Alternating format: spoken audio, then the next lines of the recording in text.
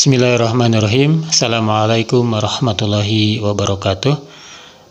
Bismillah, innal hamdalillah nahmaduhu wa nasta'inuhu wa nastaghfiruhu wa na'udzu billahi min shururi anfusina wa min sayyiati a'malina. May yahdihillahu fala mudhillalah wa may yudlil fala hadiyalah. Asyhadu an la ilaha illallah wahdahu la syarikalah wa asyhadu anna Muhammadan abduhu wa rasuluh la nabiyya ba'dah. Allahumma sholli ala sayyidina Muhammadin wa ala alihi wa sahbihi ajmain.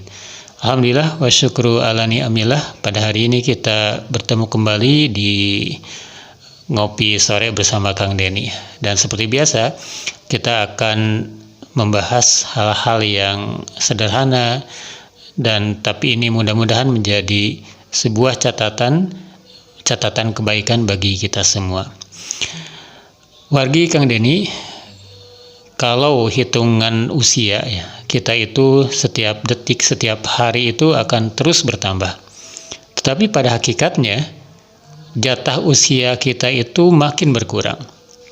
Kalau kita berpatokan kepada sabda Rasulullah SAW bahwa umat beliau itu antara 60 sampai 70 tahun. Nah, kita tinggal menghitung berapa usia kita sekarang. Makin hari jatah usia itu makin sedikit, dan tentunya kita akan dituntut untuk berbekal. Kalau misalnya kita akan bepergian jauh, maka seminggu atau berapa hari sebelumnya itu kita sudah berbekal.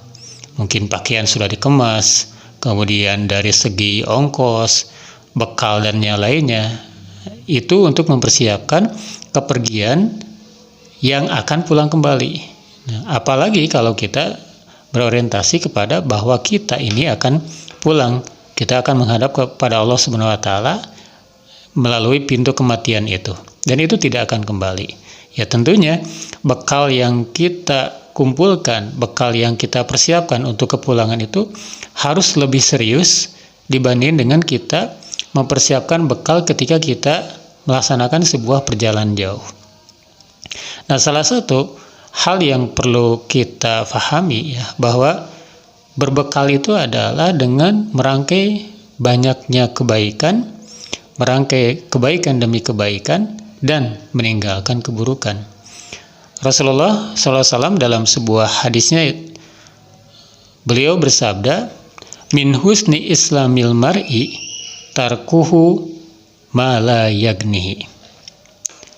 Beliau bersabda, sebagian dari kebaikan keislaman seseorang itu adalah tarkuhu malayagni, meninggalkan apa yang tidak berguna bagi dirinya.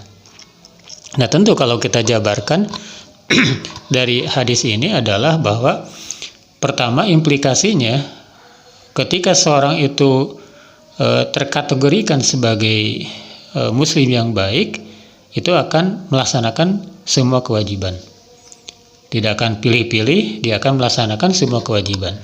Kemudian implikasi yang kedua, dia akan meninggalkan apapun yang haram, karena yang haram itu sudah jelas tidak bermanfaat bagi dirinya. Kemudian di level berikutnya, kalau yang haram sudah ditinggalkan, maka di level berikutnya adalah dia meninggalkan juga yang subhat. Subhat itu adalah hukum yang kalau bahasa gaulnya itu adalah abu-abu. Tidak jelas haramnya, tidak jelas halalnya, tetapi memang cenderung kepada keharaman. Maka orang yang tadi terkategorikan sebagai muslim yang baik itu, dia akan meninggalkan semua perkara yang subhat. Kemudian di level berikutnya, orang yang terkategorikan sebagai muslim yang baik pun adalah dia akan meninggalkan sesuatu yang tidak bermanfaat bagi dirinya walaupun itu mubah. Mubah itu adalah hukum yang tidak disuruh dan juga tidak dilarang. Contoh misalnya makan ya. Makan itu adalah salah satu contoh perkara yang mubah. Tetapi ketika terlalu berfokus kepada makan, terlalu memusatkan perhatian kepada hal yang mubah tersebut, maka bisa jadi yaitu tergolong kepada la yagnihi, tidak bermanfaat bagi dirinya. Bahkan itu cenderung kepada sesuatu yang mubazir, sesuatu yang tidak berorientasi kepada kebaikan. Dalam artian dia terlalu disibukkan dengan sesuatu yang mubah. Dan efek negatifnya ketika seseorang itu terlalu sibuk dengan sesuatu yang mubah, maka dia akan melupakan sesuatu yang sunnah, bahkan melupakan sesuatu yang wajib. Nah, wargi Kang Deni semuanya, dari satu hadis ini kita bisa menyimpulkan bahwa satu, kita harus berbekal untuk kepulangan kita ke akhirat dengan bekal yang terbaik, yaitu dengan rangkaian kebaikan demi kebaikan. Dan salah satu kebaikan adalah tarkuhu ma la yagni, meninggalkan sesuatu yang tidak bermanfaat. Maka orang yang cerdas itu, dia akan berpikir bagaimana dia setiap detiknya, setiap waktunya itu melaksanakan sesuatu yang bermanfaat. Seperti yang tadi digambarkan, dia akan melaksanakan semua kewajiban, dia akan meninggalkan semua keharaman, dia akan meninggalkan sesuatu yang subhat, dan dia membatasi diri dengan sesuatu yang mubah.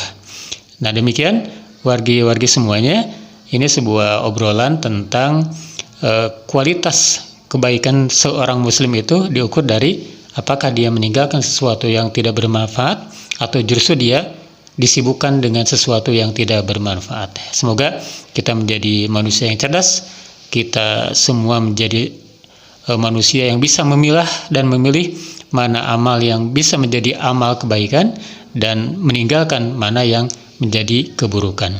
Terima kasih. Billahi fisabilillah. Wassalamualaikum warahmatullahi wabarakatuh.